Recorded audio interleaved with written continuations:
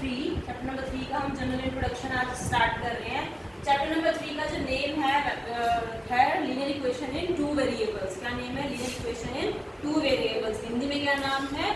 दो चर वाले रैखिक समीकरण युग्म। यानी कि इस चैप्टर में चर यानी कि वेरिएबल कितने होंगे? इस चैप्टर में वेरिएबल टू वेरिएबल्स के बारे में हम बात करेंगे, एक्स और वाई और ए और बी व्हाटएवर। मतलब हम किसके बारे में बात करेंगे? टू वेरिएबल्स के बारे में हम इस चैप्टर के अंदर बात करेंगे। अब सबसे पहले स्टार्ट करते हैं हमारी जनरल इक्वेशन क्या होगी। जनरल इक्वेशन इस चैप्टर के अंदर पहले ही चैप्टर के अंदर मेंशन है in two variable. Linear equation in two variables का मतलब क्या है कि अब हमारे पास क्या होगी? दो समीकरण यानी कि दो इक्वेशन होगी। तो फर्स्ट इक्वेशन किस फॉर्म में होगी?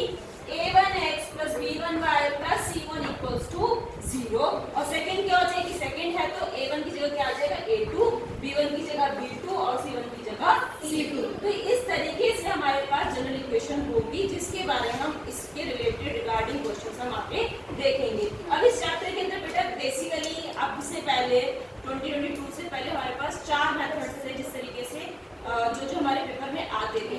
बट चार में से कौन कौन से थे? नंबर 1 वाज ग्राफिकल रिप्रेजेंटेशन, फिर सब्स्टिट्यूशन मेथड, एलिमिनेशन मेथड। ग्राफीय निरूपण, प्रतिस्थापन विधि, विलोपन विधि और जो फोर्थ थी ना बेटा वो थी क्रॉस मल्टीप्लिकेशन मेथड।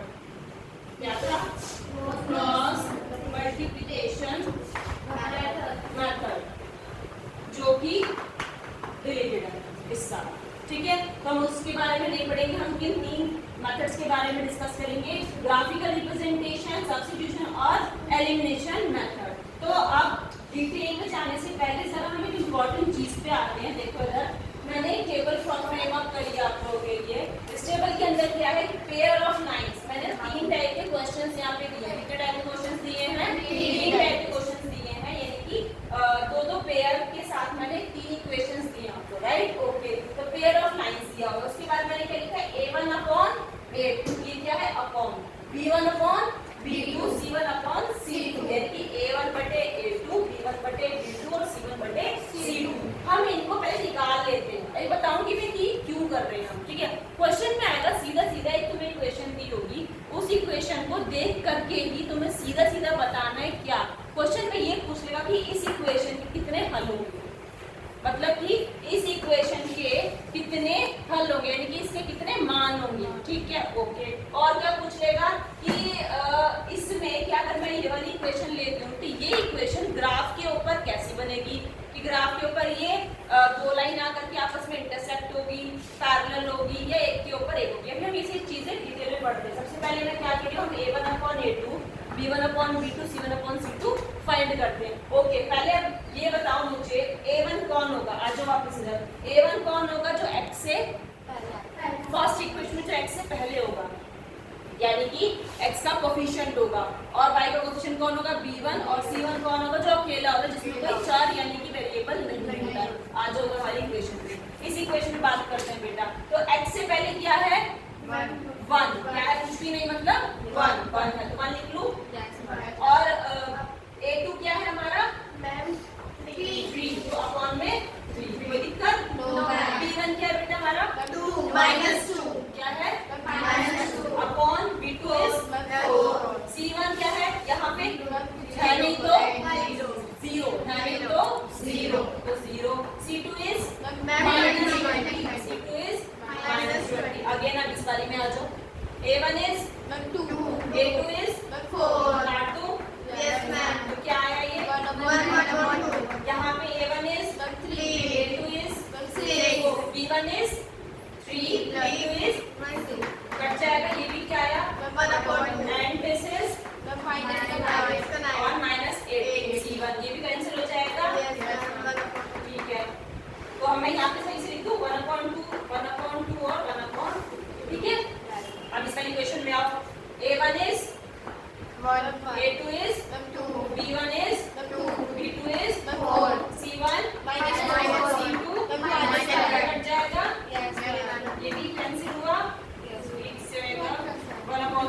ये कैंसिल, ये आया 1/2, ये 1/2, ये 1/3 है। कोई दिक्कत? अच्छा, ठीक है। अब ध्यान से देखना, देखो इधर एवरीवन ऑन द बोर्ड, ध्यान से देखना। अब मेरे पास क्वेश्चन आगे सीधे सीधे ये होगा।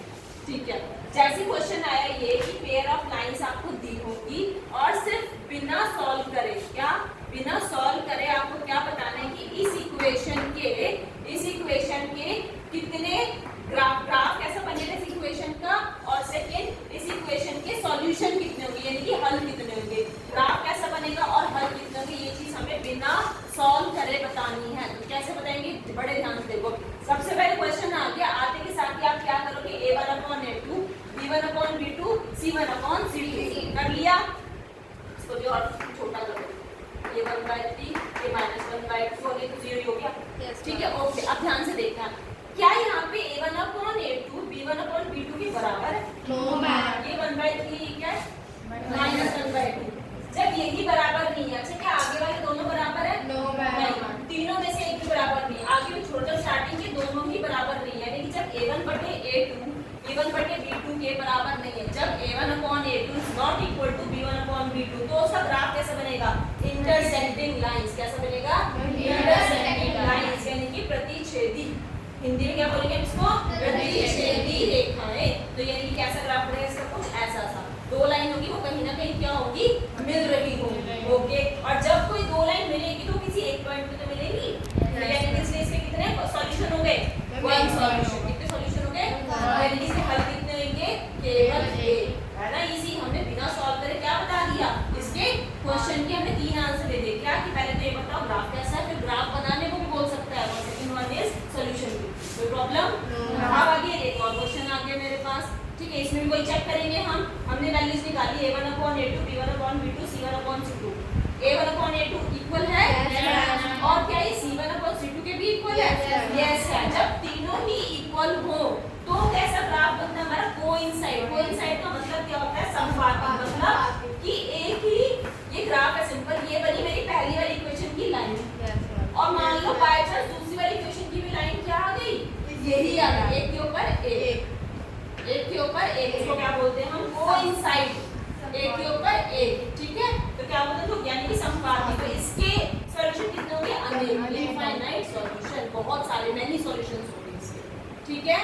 क्लियर हुआ, हमने सिर्फ किससे बता रहे हैं, सिर्फ क्वेश्चन को देख के हम आंसर कर रहे हैं। एंड लास्ट वन इज हमने सबके निकाले। अब देखो a1/a2 किसके इक्वल है, b1/b2 के, क्या है c1/c2 के इक्वल है, तो जब कंडीशन क्या होगी, a1/a2 इक्वल हो b1/b2 के, बट इसके इक्वल नहीं हो, c1/c2 के इक्वल नहीं है, तो वो कैसे ग्राफ बनेगा, पैरेलल लाइन। पैरेलल क्या कैसे क्या बताया मैंने, पैरेलल लाइन मतलब कि जो हमारी ट्रेन की वो ट्रेन ट्रैक होता है, रेलवे ट्रैक होता है ना हमारा, जो वो कैसे होती है, वो कभी भी जिंदगी में नहीं मिलेगी जब तक वो ऐसे ऐसे टिल्ट नहीं हुई, है ना। जब कोई दो चीज आपस में नहीं मिले वो क्या होगी, पैरेलल। तो क्या होती है इसकी लाइन, समांतर। तो ग्राफ कैसे बनेगा, ऐसे बनेगा, दोनों लाइन बनेगी, दोनों के अलग अलग लाइन बनेगी, लेकिन क्या बनेगी, समांतर। इसके सॉल्यूशन कितने, जब कभी मिलेगी नहीं तो सॉल्यूशन ही क्या होंगे, कोई नहीं होगा ही नहीं, तो कोई नहीं, यानी कि नो सॉल्यूशन। ये पेपर में आएगा, ठीक है।